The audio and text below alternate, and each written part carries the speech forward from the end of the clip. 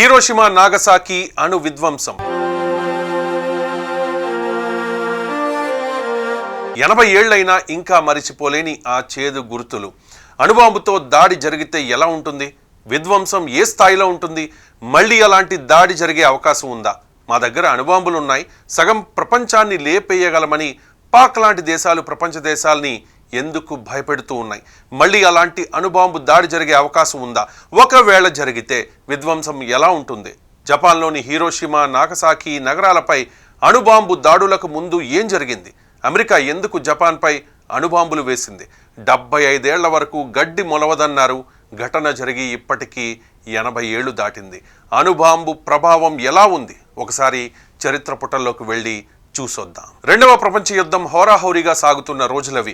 ప్రపంచ ప్రజలంతా మారణహోమంతో విలవిల్లాడిపోతూ ఉన్నారు. యుద్ధాలు ఎప్పుడు ఆగుతాయో అని అన్ని దేశాలు జీవన్ మరణ సమస్యతో కొట్టుమిట్టాడుతున్నాయి. 1945లో యుద్ధం చివరి దశకు చేరుకుంది. జపాన్ను ఆక్రమించుకునేందుకు సిద్ధపడ్డాయి. దీనికంటే ముందు అమెరికా జపాన్లోని 67 నగరాలని ధ్వంసం చేసేసింది. మే 8న హిట్లర్ ఆత్మహత్య చేసుకున్న కొద్ది రోజులకు జర్మనీ లొంగుబాటు ఒప్పందంపై సంతకం చేయడంతో ఐరోపాలో యుద్ధం ముగిసింది. జర్మనీ లొంగిపోయినా జపాన్ మాత్రం ఓటమి తప్పని పరిస్థితి ఎదురుగా ఉన్న పోరాటం వదలలేదు. దీంతో అమెరికా ఒక్కసారిగా తీవ్ర నిర్ణయం తీసుకుంది. ఎలాగైనా సరే యుద్ధాన్ని ముగించాలని 1945 జూలై 26న మిత్ర రాజ్యాలు తమ షార్ట్స్ డామ్ డిక్లరేషన్ ప్రకటించాయి. లేదంటే వినాశనమేనని డిక్లరేషన్లో హెచ్చరించిన జపాన్ పట్టించుకోలేదు. జపాన్లోని 4 నగరాల మీద అణుబాంబులు వేయాలని నిర్ణయం తీసుకున్నాయి. జూలై 25న ఆదేశాలు జారీ చేయడంతో మన్హటన్ ప్రాజెక్టు 2 రకాల అణుబాంబుల్ని రెడీ చేసింది. మారియానాలోని ద్వీపాల్లో ఉన్న టినియన్ నుండి ఈ అణుబాంబులను మోసుకెళ్లేందుకు అమెరికా వైమానిక దళం బోయింగ్ B-29ను రెడీ చేశారు. అయినా చివరి నిమిషం వరకు యుద్ధం ఆగుతుందన్న ఆశలు మినుకుమంటూనే ఉన్నాయి. ఎప్పుడు ఆదేశాలు ఇచ్చినా జపాన్పై దాడికి రెడీగా అమెరికా వైమానిక దళం రెడీగా ఉంది. ఆగస్టు 6న ముహూర్తం ఫిక్స్ అయింది. మొదటిసారి అణుబాంబులు వేస్తోన్న అమెరికా పాలకుల్లోనే ఉత్కంఠ తారాస్థాయికి చేరుకుంది. వినాశనాన్ని కళ్ళారా చూడాల్సి వస్తుందన్న అపరాధ భావన వెంటాడుతోంది అమెరికాలో. మరోవైపు జపాన్ యుద్ధాన్ని ముగించే ఆలోచన చేస్తున్న దాఖలాలు కనిపించలేదు. అణ్వాయుధాలతో కూడిన విమానాన్ని జపాన్పై దాడికి బయలుదేరమని ఉత్తర్వులు ఇచ్చేశారు. కానీ జపాన్ టార్గెట్లోకి చేరుకున్న తర్వాత తదుపరి ఆదేశాల కోసం మళ్లీ వేచి చూడమన్నారు. అమెరికా మిత్ర దేశాలన్నీ అయోమయంలో ఉత్కంఠగా ఎదురు చూస్తూ ఉండగా అణ్వాయుధాలు వేసేయమంటూ ఆదేశాలు వచ్చాయి. సరిగ్గా ఉదయం 8:15 హిరోషిమా నగరంపై పడ్డ అణుబాంబు శక్తివంతమైన పేలుడిని సృష్టించింది. కొన్ని కిలోమీటర్ల దూరంలోని ప్రజలకు కూడా ఆ పేలుడు స్పష్టంగా కనిపించింది. సూర్యుడే భూమిపై పడ్డాడేమో అనుకునేంత భీకర కాంతి, భీకర విస్ఫోటనం. 90,000 మంది క్షణాల్లో కాలి బూడిదయ్యారు. మరో 56,000 మంది తీవ్రంగా గాయపడి హాహాకారాలు చేస్తూ పెట్టల్లా రాలిపోయారు. కరెంట్ షాక్ కొట్టినట్టు నేలకూలిపోయారు.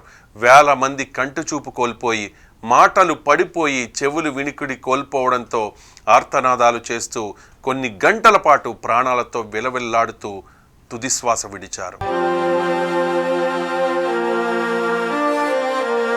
జపాన్కు కూడా హిరోషిమాలో ఏం జరిగిందో తెలియరాలేదు. అణుబాంబు దాడి చేసినట్లు తెలిసిన యుద్ధాన్ని విరమించేందుకు ససేమిరా అనడంతో ఆగస్టు 9న నాగసాకి పట్టణంపై మరో అణుబాంబును జారవిడిచింది అమెరికా. అంతే, అక్కడ కూడా భస్మం. పట్టణంలోని సగం మంది అంటే దాదాపు 40,000 మంది ఏం జరిగిందో తెలిసేలోగానే తుదిశ్వాస విడిచారు. మరో 56,000 మంది తర్వాత కొద్ది రోజుల్లోనే చనిపోయారు. బాంబు దాడి ప్రదేశానికి చాలా దూరంగా ఉన్న పౌరులు కూడా కొన్ని నెలల పాటు రేడియేషన్, పౌష్టికాహార లోపంతో చనిపోయారు. వరుసగా 2 అణుబాంబు దాడులతో 2 నగరాలు దాదాపు నేలమట్టమయ్యాయి. ప్రజలు ఆహారం తిన్నా, దాహంతో నీళ్లు తాగినా వెంటనే వాంతులు, విరోచనాలతో రక్తం కక్కుకుంటూ విలవెల్లాడుతూ చనిపోతూ ఉన్నారని తెలిసి జపాన్ పాలకులకు తాము ఎంత పెద్ద తప్పు చేశామో తెలిసొచ్చింది. ఇతర ప్రాంతాల వారు 2 పట్టణాల్లో అడుగుపెట్టిన రేడియేషన్ ప్రభావానికి గురై వెంటనే అస్వస్థతతో విలవిల్లాడుతూ చనిపోతూ ఉన్నారన్న విషయం తెలిసి జపాన్ ప్రభుత్వం పశ్చాత్తాపంతో కుమిలిపోయింది. నాగసాకి మీద బాంబు దాడి చేసి 6 రోజుల తర్వాత లొంగిపోతున్నట్లు ప్రకటించింది. రేడియేషన్ ప్రభావంతో అక్కడికి వెళ్లేందుకు ప్రజలే భయపడే పరిస్థితి నెలకొనడంతో సెప్టెంబర్ 2న లొంగుబాటుపై సంతకం చేసింది జపాన్. దీంతో 2వ ప్రపంచ యుద్ధం ముగిసిపోయింది. చరిత్రలో ఒకే ఒక్కసారి జరిగిన ఈ అణుబాంబు దాడి ప్రభావం 80 ఏళ్లైనా ఇప్పటికీ కనిపిస్తోంది. అమెరికా అణుదాడి చేసిన కొన్ని గుర్తులు హిరోషిమా, నాగసాకి నగరాల్లో ఇప్పటికీ చెదిరిపోలేదు. అమెరికా అణుదాడి చేదు జ్ఞాపకాలు ప్రపంచం కళ్ల ముందు మెదులుతూనే ఉన్నాయి. జపాన్లోని హిరోషిమా, నాగసాకి పేర్లు చెప్పగానే అందరికీ అణుబాంబుల విధ్వంసం టక్కున గుర్తు చేస్తుంది. అణుబాంబుల దాడిలో హిరోషిమా నగరంలో దాదాపు చిన్న పెద్ద భవనాలు నేలమట్టమయ్యాయి. కానీ అటామిక్ బాంబ్ డోమ్గా పిలిచే కట్టడం మాత్రం కొంతమేర దెబ్బతిని చీకటి రోజుకు మౌన సాక్షిగా మొండిగా నిలబడింది. అణుబాంబు పేలుడు దాటికి ఈ కట్టడంలో వాడిన ఇటుకలు చెల్లాచెదురుగా పడిపోయిన భవనం చెక్కు చెదరలేదు. దీంతో జపాన్ అధికారులు వాటిని ఇప్పటికీ అలానే ఉంచి సంరక్షిస్తూ ఉన్నారు. వాటి కింద ఒక బోర్డు పెట్టి వివరాలు రాశారు. డోమ్కు ఉపయోగించిన ఇనుము, ఉక్కు, ఇతర లోహాలు బయటపడ్డాయి. పిల్లర్లు కూడా ధ్వంసమైనట్లు స్పష్టంగా కనిపిస్తూ ఉన్నాయి.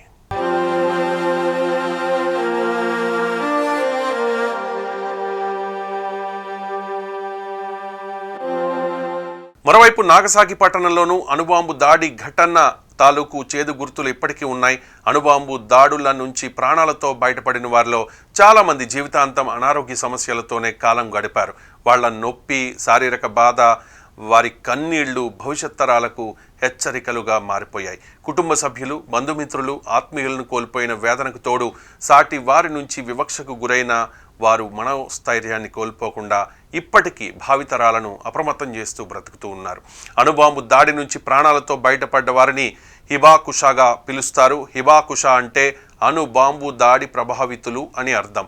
హిబాకుషాలు జపాన్లో ఇప్పుడు వేళ్ల మీద లెక్కించే సంఖ్యలో ఉన్నారు. జీవిత చరమాంకానికి చేరుకున్నారు.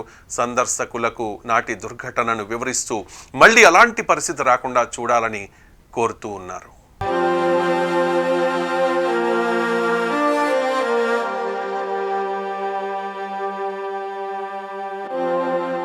హిరోషిమా, నాగసాకి పేర్లు వింటే ప్రపంచం వణికిపోతోంది. 8 దశాబ్దాలు గడిచినా రేడియేషన్ ప్రభావం తగ్గకపోవడం యావత్ మానవజాతి భయంతో వణికిపోయేలా చేస్తోంది. ప్రతి ఏటా ఆగస్టు 6, ఆగస్టు 9వ తేదీలు ప్రపంచం మరిచిపోలేని రోజులు. మేధోమదనంతో అందుబాటులోకి వస్తున్న కొత్త టెక్నాలజీ, సంపత్తి మానవాళికి ఉపయోగపడాలి కానీ వినాశనానికి కాదు.